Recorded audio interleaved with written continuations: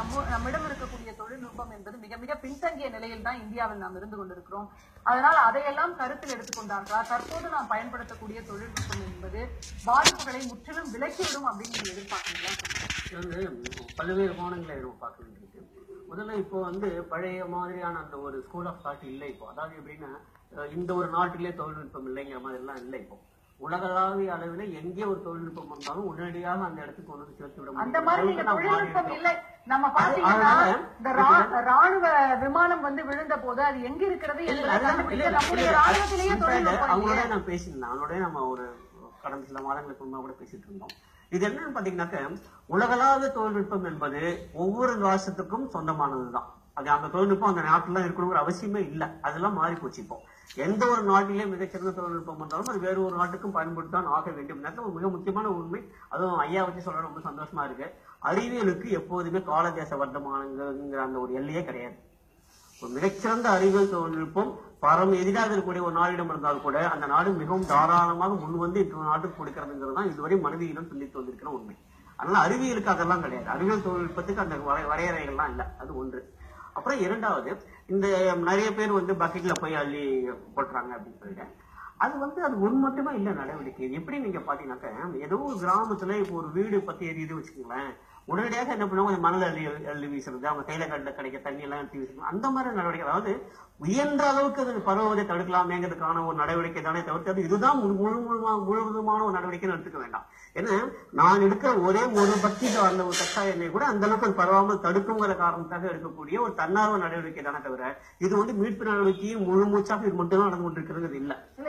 கேள்வி என்னன்னா மிகப்பெரிய விபத்து கடல் வளத்தையே பாதிக்கக்கூடியது. அப்படியானால் இது போன்ற சிறிய அளவிலான மீட்பு நடவடிக்கை எல்லாம் இது சிறிய அளவிலானது இல்ல. நமக்கு மேலோட்டமா பார்க்கிற அளவுக்கு சிறிய அளவு இல்ல. ஏன்னா ஏற்கனவே சொன்ன மாதிரி பல முறை பல கப்பல்கள் மோதி இருக்கின்றன. பல முறை எண்ணெய் கசிவுகள் கூட ஏற்பட்டிருக்கிறது. அது எல்லாமே நடுக்கடலில் ஏற்பட்டது. நடுக்கடலில் ஏற்படுகிற போது உங்களுக்கு அதனுடைய பாதிப்பு மிக மிக மிக குறையும். நம்ம ஐயா சொன்ன மாதிரி நடுக்கடல ஏன் அந்த அளவுக்கு மீன் பாதிப்பாகாது அப்படின்னா எதுவாக இருந்தாலும் அது பரவுவதற்கு வாய்ப்பு இல்லை வெளியே போறதுக்கு. ஆனா இங்க மிக அதிகம். நம்ம ஐயா சொன்னாங்க 30 கிலோமீட்டருக்கு மேல போயிருக்குன்னு சொல்லி மிக நிச்சயமா அதுக்கு வாய்ப்புகள் அதிகம். ஏன்னா கடற்கரைக்கு பக்கத்துல வர வரதான் அவங்களுடைய இயக்கம் அதிகமாக இருக்கும் கடலுக்கு. அதனால அதிகமாக இருக்கிறது. ஆனா நமக்கு ஒரே ஒரு சாதகமான ஒரு அம்சம் என்ன அப்படின்னு சொன்னா கரையை நோக்கி வருகிற அந்த நகர்வு தான் அதிகமாக இருக்குமே தவிர கரையை விட்டு வெளியே செல்லக்கூடிய நகர்வு மிக மிக மிக மெதுவாகத்தான் இருக்கும். ஏற்காலம் இல்லாமலே கூட இருக்கிறது வாய்ப்புகள் இருக்கு. அது ஒரு சரி ஸ்பின் ஆனதுக்கு அப்புறம் அதுவே தானாகவே சரியாக விட்டு சம்பவங்கள் தான் அதிகம். அதை ஆனால் மீட்டு அதில் இருந்து இருக்கக்கூடிய அந்த கச்சா எண்ணெய் முழுவதுமாக மீட்க வேண்டும் பார்க்க போகுது. உலக அளவிலே ஒரு மிகப்பெரிய அளவில் இப்போதான் நாம் அந்த ஒரு மீட்பு நடவடிக்கை ஈடுபட போகிறோம். எதற்குமே ஒரு முதல் என்று ஒன்று உண்டு, முதலாவது என்கிற ஒன்று உண்டு. அது இப்போது சென்னை கடற்கரையில் இருந்து தொடங்கி இருக்கிறது. ஆக இந்த கச்சா எண்ணெயை கடல் நீரிலிருந்து மீட்பு நடவடிக்கை என்று வருகிற போது உலக சரித்திரத்திலே நம்முடைய சென்னை மாநகர இந்த ஒரு மீட்பு நடவடிக்கை தான் முதலாவதாக இருக்க போகுது. மிகப்பெரிய அளவில்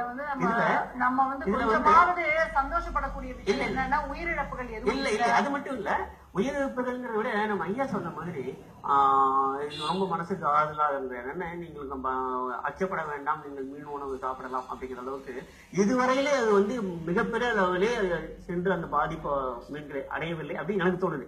கடந்த 5-6 நாட்களாக மிகப்பெரிய அளவில் வரவில்லை அப்படின்னு தோணுது. ஆனால் அது மேலும் பரவாமல் ஒரேடியாக தடுத்தாக வேண்டுங்கிற காரணத்துக்காக இப்ப என்ன பண்றாங்க அப்படின்னா இஃப் ஐ எம் ரைட் இதுதான் நடந்துட்டு இருக்கோம். என்ன எப்படின்னா நம்ம ஐயா சொன்னாங்க இல்லையா அந்த பின்னாக்கு அப்படின்னு சொல்லிட்டு அந்த ஆயில் கேக், இப்ப அந்த மாதிரி ஒரு ப்ராசஸ் தான் இப்ப போயிட்டு இருக்கு. அந்த ஆயில் எல்லாம் என்ன பண்ணாங்க ஒரே இடத்த சேர்த்து அது கேக் மாதிரி பண்ணி மேலோடமா அப்படியே ஸ்லைஸ் பண்ணி வெளியெடுக்க முடியும். உறிஞ்சுவதை விட அது சற்று எளிதான விஷயம். ஆனா அந்த மாதிரி சேர்க்கிறவங்க அந்த வேலைகள் தான் இப்ப நடந்துட்டு இருக்கு.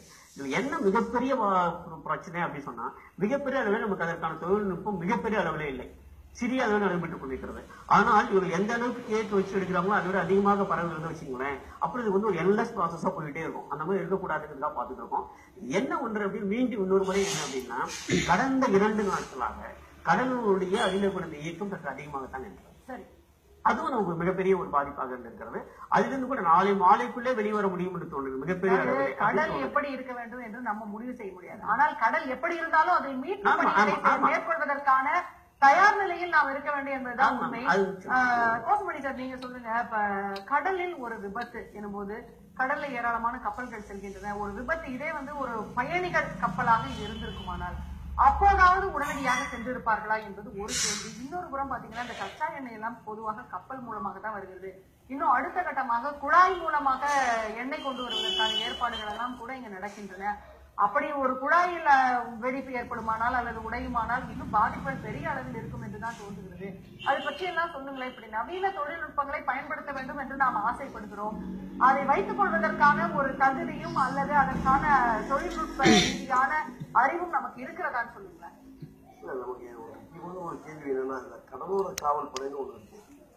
கடலோர காவல் படை ஒண்ணு இருக்கு, அவ்வளவுதான் சொல்ல முடியும். ஏன் சொல்ல வரேன்னா, ஒரு 9-10 மாதத்துக்கு முன்னாடி ஒரு 3 மீனவர்கள் கடல்ல காணாம போயிட்டாங்க.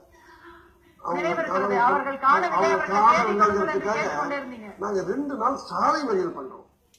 சாலை மறியல் பண்ண உடனே ஒரு ஹெலிகாப்டர் அனுப்பிச்சு நாங்க தேட சொல்றோம் அப்படின்றாங்க. போராட்டம் நடத்திய பிறகுதான் போராட்டம். அப்புறம் ஹெலிகாப்டர் போயிட்டு ஒரு ரவுண்ட் அடிச்சுட்டு வந்துட்டு இல்ல அப்படின்றாங்க. அதுக்கப்புறம் நாங்க ரொம்ப இல்ல நாங்களே தேடுறோம், எங்களுக்கு கோஸ்ட் கார்டு கப்பலை நீங்க அரேஞ்ச் பண்ணுங்க, நாங்களும் கூட வரோம் அப்படின்றோம். சட்டத்துல உங்களை ஏத்திட்டு போறதுக்கு இடம் இல்லை அப்படின்றாங்க. ஆனால் எங்களுடைய போராட்டத்துடைய வடிவத்தை பார்த்துட்டு வேற வழி இல்லாம அமைச்சர் சரி அவங்க மீனவர்களை 2 பேரை கூட்டிட்டு போங்க அப்படின்றாங்க. அந்த கடலோர காவல்படை கப்பல் ஒரு 2 மணி நேரம் கூட போகல, அதற்குள்ள டீசல் இல்ல அப்படின்னு திரும்பி வராங்க. இதான் நம்ம நாட்டினுடைய நிலவரம். 2 மணி நேரத்துல அது போறதுக்கு கூட டீசல் இல்லாத ஒரு கடலோர காவல்படை. இவங்க நீங்க கேட்ட மாதிரி ஒரு பயணிகள் கப்பலுடைய நிலைமையா இருந்தா அவ்வளவுதான். அந்த கப்பல்ல இருக்கிற அத்தனை பேர் இறந்த பிறகு கூட இவங்களால காப்பாற்ற முடியாது. அந்த கடலோர காவல்படையை காப்பாற்றுறதுக்கு இன்னொரு கப்பல் அனுப்ப வேண்டும். அதான் சொல்ல வரேன். இந்த மாதிரியான ஒரு புயல் சென்னையை தாக்கிச்சு. அப்ப இந்த காவேரின்னு சொல்லிட்டு ஒரு கப்பல் கரையில பெசன்னார் கிட்ட நின்று போச்சு. கிட்டத்தட்ட கடலுடைய கரையில இருந்து ஒரு 2 கிலோமீட்டர் தூரத்துலதான் அந்த கப்பல் நின்றுட்டு இருக்கு. அதுல அந்த கப்பல் ஊழியர்கள் என்ன காப்பாற்ற சொல்லி அவங்க இது பண்ணிக்கிட்டே இருக்காங்க. கடலோர காவல்படையினுடைய ஆட்கள் கரையில இருக்காங்க, ஃபயர் சர்வீஸ் இருக்காங்க, காவல்துறை இருக்காங்க, இன்னும் ஆட்கள் இருக்காங்க. நீங்க அந்த கப்பல் எடுத்துட்டு போயிட்டு அவங்க காப்பாத்திட்டு வரலான்னு சொன்னா இல்ல கடலுடைய சீற்றம் அடங்கிட்டு அப்புறம் போகலான்றாங்க. அப்போ எதிரிலேயே ஒருத்தர் சாக போறான்னு தெரிந்து கூட அவங்களை காப்பாற்றுவது